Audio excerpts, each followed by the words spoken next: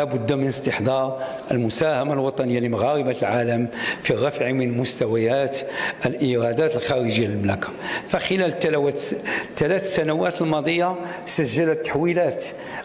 مغاربة العالم مستويات قياسية فاقت كل التوقعات المنتظرة، حيث تم التحويل ما مجموعه 115 مليار ديال الدرهم 2023 مقابل 110 ديال المليار سنة 2022،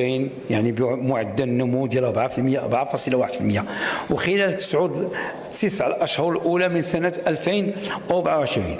سجلنا ارتفاعا في التحويلات بنسبة 5.2% مقارنة مع نفس الفترة من سنة 2023 لتبلغ 91.5 مليار. أما بخصوص العائدات السياحية فالواقع أبان أن خطة الإنعاش اللي أقرتها الحكومة منذ الأشهر الأولى لتنصيبها للخروج من الأزمة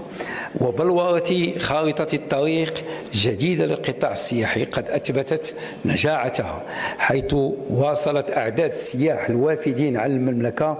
ارتفاعها على مستويات قياسية فاقت 14 مليون و500 ألف سائح سنة 2023. ومع النهاية ديال سبتمبر تم تسجيل 13 مليون و100 ألف سائح، يعني بزيادة ديال 2 مليون ديال السائحين مقارنة مع نفس الفترة من 2023 و29% مقارنة بنفس الفترة من سنة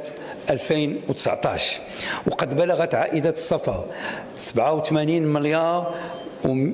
فاصلة واحد فيما تم سبتمبر 2024، يعني بارتفاع قدره 8.4 مقارنة بنفس الفترة من العام الماضي،